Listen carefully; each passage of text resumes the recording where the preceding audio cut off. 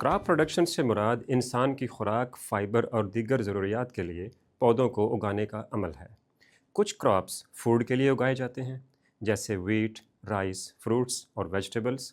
कुछ crops fibre के लिए होते हैं, जैसे कॉटन, जिससे कपड़े बनाए जाते हैं। इसी तरह कुछ crops cooking, animal feed, oil और इंडस्ट्रीज़ के लिए रॉ मटेरियल के तौर पर इस्तेमाल होते हैं। ये तमाम क्रॉप्स मिलकर हमारी डेली लाइफ, रोज़गार और इकोनॉमिक एक्टिविटी को सहारा देते हैं।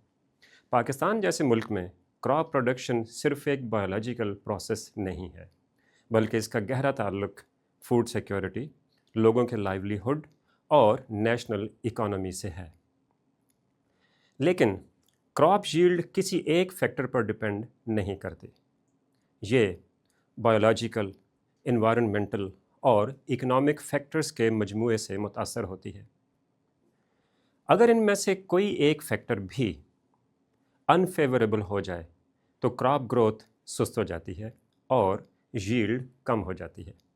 इस लेसन में हम इन फैक्टर्स को स्टेप बाय स्टेप देखेंगे और सबसे पहले बायोलॉजिकल फैक्टर्स को समझेंगे। बायोलॉजिकल फैक्टर्स बराह रास्त प्लांट ग्रोथ को अफेक्ट करते हैं। बायोलॉजिकल फैक्टर्स में पहला फैक्टर सीड क्वालिटी है। सीड क्वालिटी को क्रॉप प्रोडक्शन मुतासर करने वाला पहला बायोलॉजिकल फैक्टर कहा जा सकता है।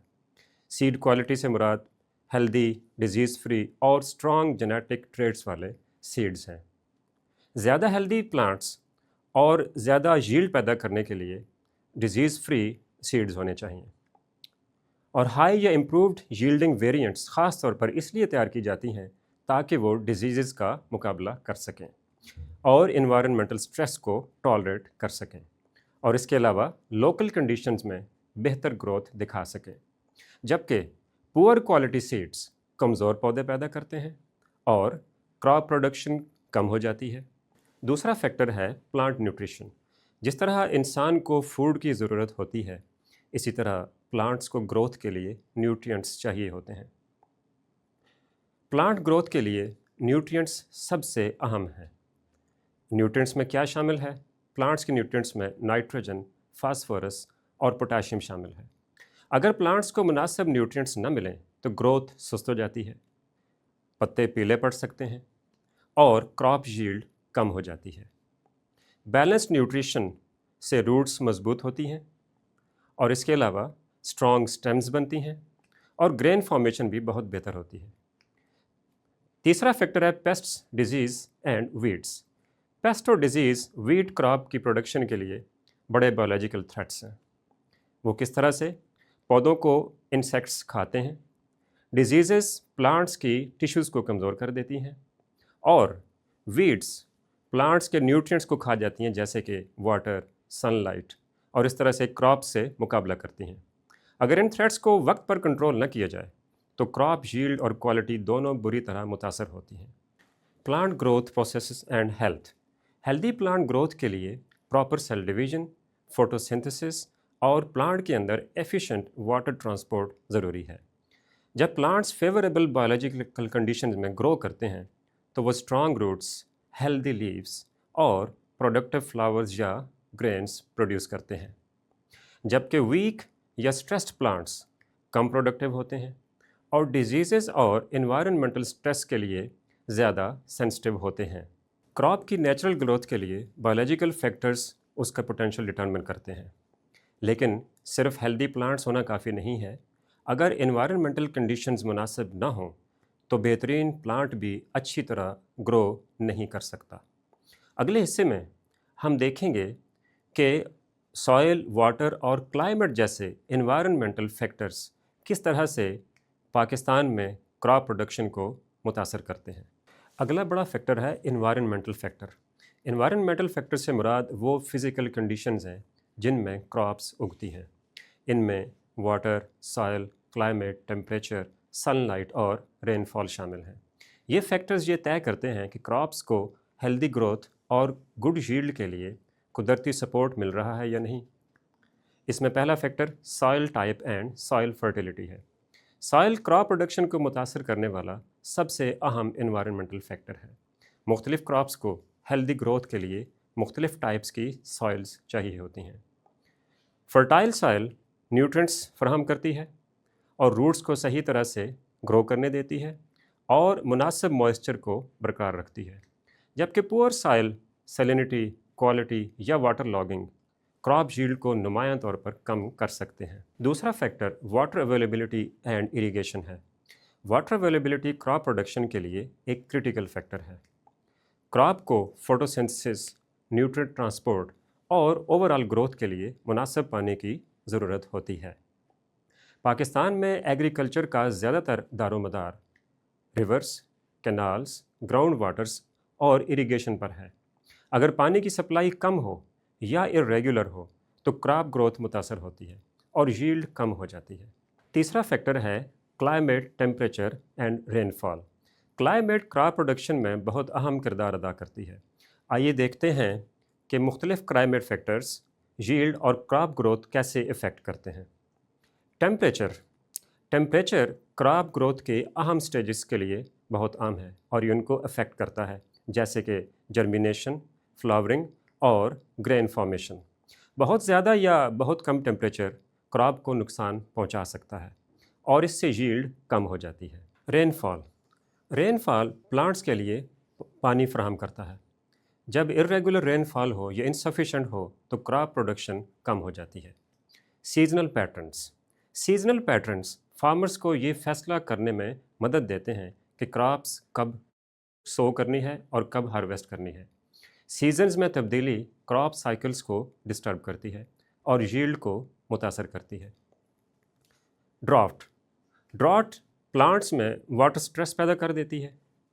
इसके नतीजे में प्लांट ग्रोथ कमज़ोर हो जाती है और क्रॉप यील्ड कम हो जाती है। फ्लड्स, तीसरा फैक्टर फ्लड है। फ्लड क्रॉप्स को नुकसान पहुंचाती हैं और सॉइल से ज़रूरी न्यूट्रिएंट्स बहा ले जाती हैं।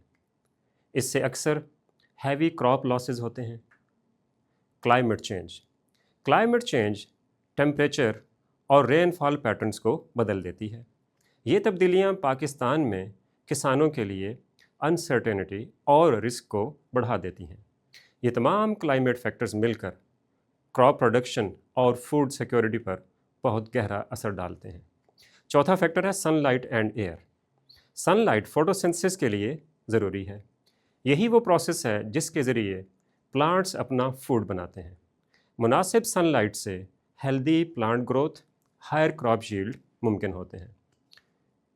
एयर भी बहुत अहम किरदार अदा करती है क्योंकि ये फोटोसिंथेसिस के लिए कार्बन डाइऑक्साइड और रेस्पिरेशन के लिए ऑक्सीजन फराहम करती है।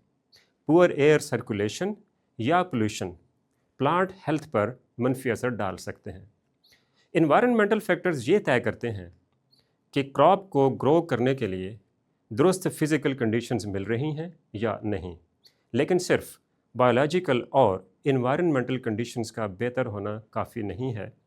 अब हम देखेंगे कि इकोनॉमिक फैक्टर्स क्रॉप प्रोडक्शन को कैसे मुतासर करते हैं। क्रॉप प्रोडक्शन के लिए तीसरा बड़ा फैक्टर इकोनॉमिक फैक्टर है और इकोनॉमिक फैक्टर में पहला फैक्टर है cost of inputs.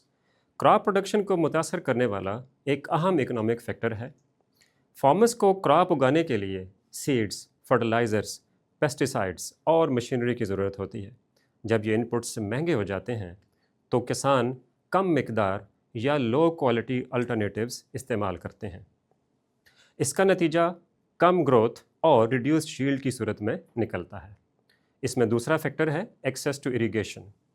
Irrigation access भी एक अहम इकोनॉमिक फैक्टर है।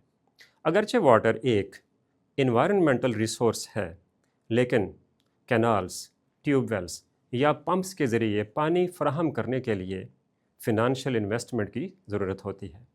जो किसान इरिगेशन फैसिलिटीज़ अफोर्ड नहीं कर सकते वो बारिश पर डिपेंड करते हैं, जिससे क्रॉप फेलियर का रिस्क बढ़ जाता है। तीसरा economic factor labour and farm management है। क्रॉप प्रोडक्शन का दारोमदार लेबर अवेलेबिलिटी और इफ़ेक्टिव फार्म मैनेजमेंट पर भी होता है। बर वक्त काश्त, इरिगेशन, हार्वेस्टिंग स्किल्ड लेबर के बगैर मुमकिन नहीं। लेबर शॉर्टेज या पुअर मैनेजमेंट फार्म एक्टिविटीज़ में से यील्ड और डिले की कमी का सबब बनती हैं। चौथा फैक्टर है market access and crop prices. Crop prices और मार्केट एक्सेस किसानों के फैसलों पर बराह रास्त असर डालते हैं। अगर फार्मर्स को अपनी क्रॉप्स की कीमत कम मिले तो वो अगले सीज़न में प्रोडक्शन कम कर सकते हैं। जब मार्केट्स स्टेबल हों और कीमतें मुनासिब मिलें तो फार्मर्स ज़्यादा इन्वेस्टमेंट करते हैं, अपनी फार्मिंग प्रैक्टिसेस को बेहतर बनाते हैं और इसके साथ क्रॉप प्रोडक्शन में इजाफा करते हैं। क्रॉप प्रोडक्शन कई फैक्टर्स का मजमूई नतीजा है। बायोलॉजिकल फैक्टर्स, एनवायरनमेंटल फैक्टर्स और इकोनॉमिक फैक्टर्स मिलकर क्रॉप प्रोडक्शन को मुतासर करते हैं। अगर इनमें से कोई एक फैक्टर भी अनफेवरेबल हो तो क्रॉप प्रोडक्शन मुतासर होती है, जबकि बायोलॉजिकल, एनवायरनमेंटल और इकोनॉमिक कंडीशंस बैलेंस्ड हों तो क्रॉप यील्ड और क्वालिटी दोनों बेहतर हो जाती हैं। इन फैक्टर्स को समझना हमें किसानों को दरपेश चैलेंजेस का एहसास दिलाता है और पाकिस्तान में फूड सिक्योरिटी और इकोनॉमिक स्टेबिलिटी के लिए सस्टेनेबल क्रॉप प्रोडक्शन की अहमियत को वाज़े करता है।